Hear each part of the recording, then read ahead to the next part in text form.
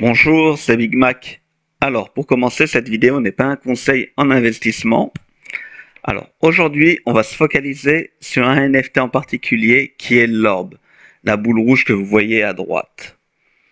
Je vais essayer de faire un petit rappel sur les fondamentaux de ce NFT, toujours dans la théorie, puis développer cela via une vidéo publiée sur mon Twitter que vous pouvez consulter en description. Par la suite, on va se focaliser sur une particularité propre à l'orbe qui est son rayonnement. Et vous verrez, ça peut aller très loin. Donc, souvenez-vous, dans ma première vidéo, je vous avais mis cette image où on voit une représentation de l'orbe. Quand on pénètre à l'intérieur, on peut voir à ce qui ressemble à une map. Sauf que, aujourd'hui, celle-ci a été retirée par la team, par Coca-Cola, on ne sait pas. Et la grande question est de savoir pourquoi. Mais est-ce vraiment une map? Alors, on va se concentrer sur la vidéo qui va suivre, que j'ai publiée sur mon Twitter.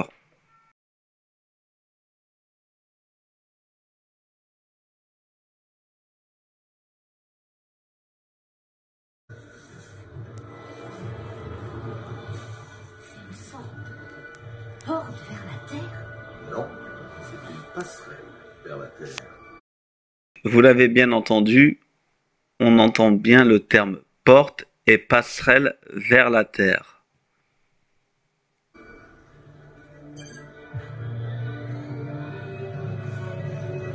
Bienvenue à bord du Monitor, Franck.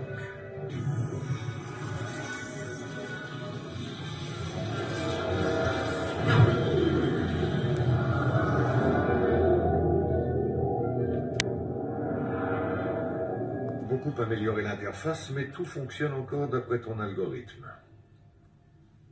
Tu voulais me montrer quelque chose, Franck? Je t'en prie.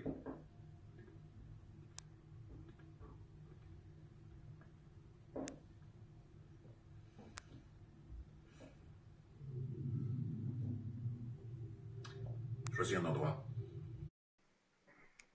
Donc là, on remarque que le personnage pose ses mains sur ce qui ressemble à l'orbe.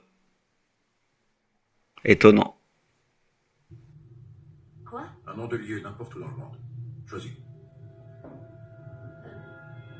Canaveral. Cap Canaveral. Et donc là, on retrouve une map dans l'orbe, comme dans l'image précédente.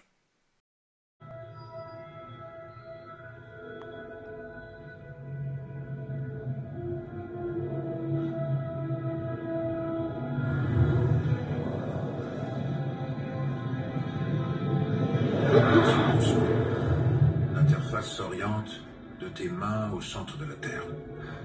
Ah ouais, d'accord.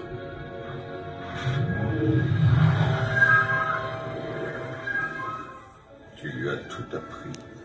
Pas du tout, je l'ai rencontré hier. C'est des choses qui lui parlent.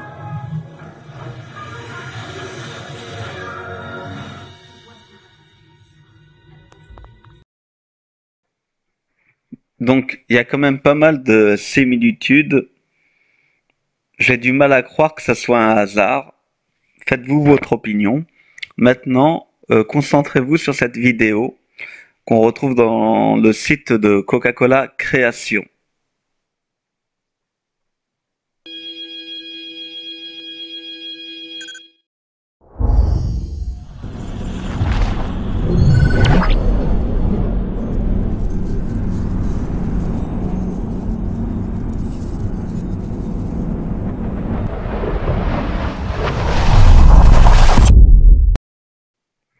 Donc, si on suit le cheminement de la théorie et de cette vidéo, on a le footprint, tout d'abord, l'orbe en suspens, la canette qui apparaît en sortant de l'orbe, le personnage qui sort de la Starlight Can, Avamax, et la canette qui reste derrière, en fond.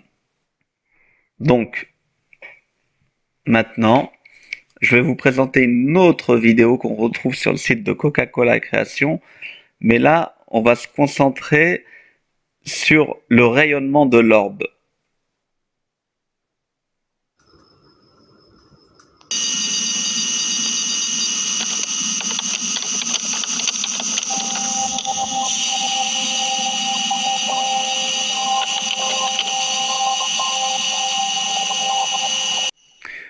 Donc, je ne vais pas m'attarder plus longtemps sur cette petite vidéo.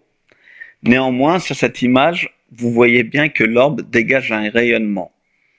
Mais en dessous, on voit des nombres. C'est comme si on rentrait un système de code, genre à la Stargate.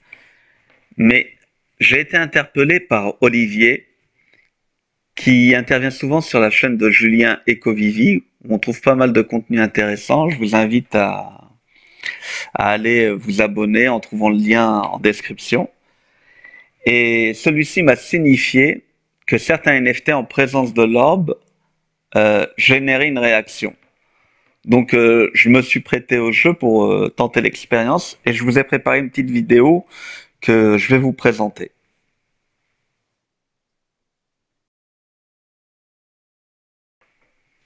Donc voilà, on se retrouve dans la Space Room qu'on pourrait appeler comme ça de Vivi, où je vous ai remis les 4 NFT Starlight.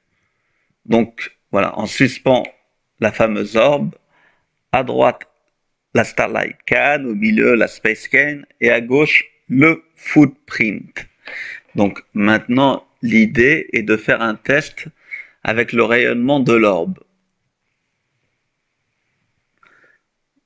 Donc quelques ajustements. Donc, on sélectionne l'orbe et là je vais me rapprocher des NFT. Et voilà, on voit une réaction. Vous voyez, il commence à briller, il se met en surbrillance.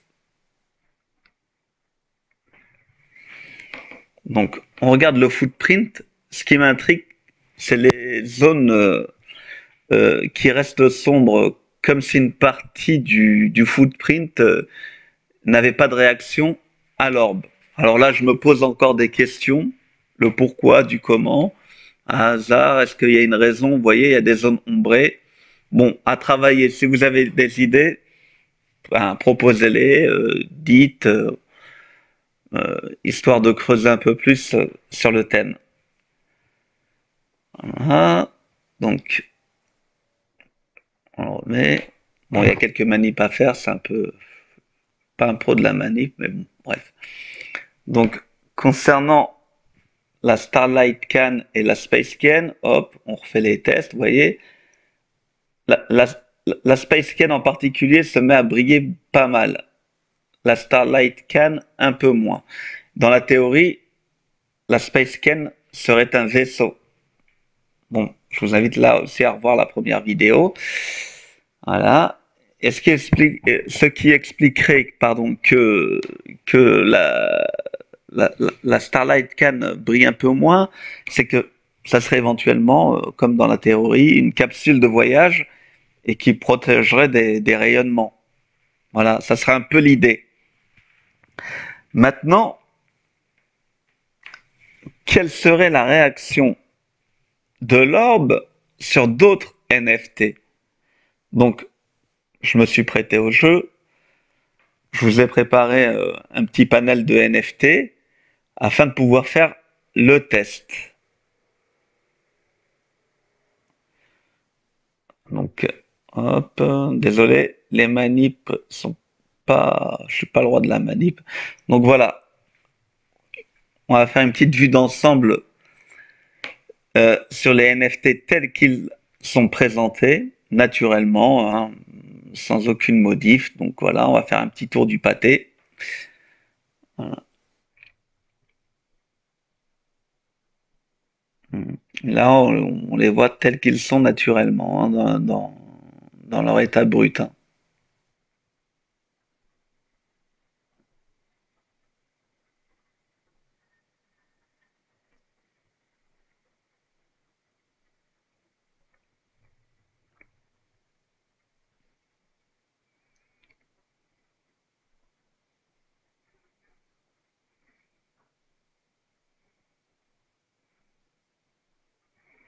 Voilà. Bon, on reprend une vue d'ensemble. Maintenant, vous voyez que l'orbe est en suspens et on va la rapprocher des NFT. Et effectivement, ça change tout et ça a l'air d'être pas mal du tout. Donc là, l'ensemble des NFT se mettent à briller. Et franchement, le rendu, il est pas mal du tout pour certains. Voilà, regardez voir.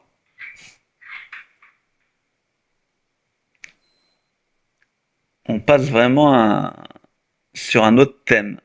Donc imaginez dans vos showrooms pouvoir alterner sur les nuances comme ça, créer voir deux types d'NFT différents avec le même produit et grâce à l'orbe. Donc là, on va s'arrêter un peu sur les trois personnages là, Black Panther, le Lucky Lapin et Doom. Et voilà, je les trouve super beaux. Et voyez, on peut faire des contrastes avec l'orbe. Voilà, tac. On va prendre un peu de recul. Je vous demanderai de regarder les yeux du lapin et de Doom. Ils s'allument. Enfin bon, il y a pas mal de choses. Il y a vraiment de quoi faire pour une showroom. Et à ce niveau-là, l'orbe devient une pièce indispensable pour pouvoir avoir ces effets-là. Au jour d'aujourd'hui. Voilà. Trollhunter, tiens, il est pas mal du tout. Alors son armure, elle est, franchement, elle change de catégorie là. Si on regarde bien, attends, on va voir les nuances, vous voyez.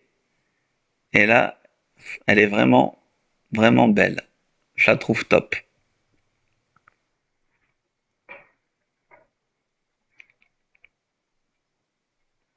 Donc, effectivement, pour moi, là, l'orbe devient une pièce indispensable. Et elle est à un prix ridicule aujourd'hui. Ceux qui veulent être dans le Viviverse et avoir une showroom, je pense que ça devient un élément incontournable.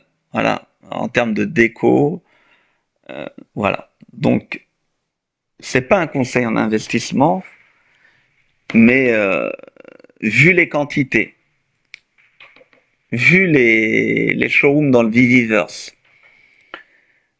certains en auront besoin de plusieurs pour par rapport à leur NFT, les distances de rayonnement, s'ils veulent un peu harmoniser le truc, donc il leur faudrait peut-être 2, 3 orbes, mais bon, donc voilà.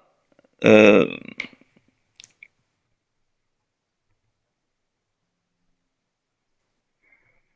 voilà pourquoi je pense que l'orbe devient une pièce maîtresse du Viviverse et les showrooms. Donc, encore une fois, je remercie Olivier de m'avoir filé l'info. Donc, me concernant, on arrive au terme de la vidéo.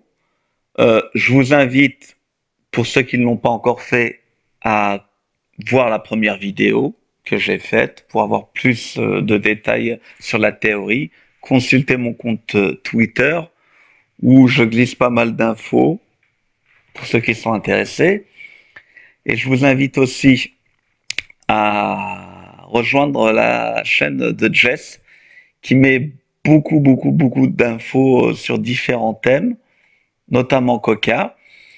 Et on avait fait un podcast que vous pouvez consulter aussi, donc n'hésitez pas à liker, commenter et autres. Et évidemment la chaîne Ecovi de Julien, dans lequel vous retrouverez Olivier avec des interventions pertinentes. Donc merci à eux et puis bonne continuation les gars.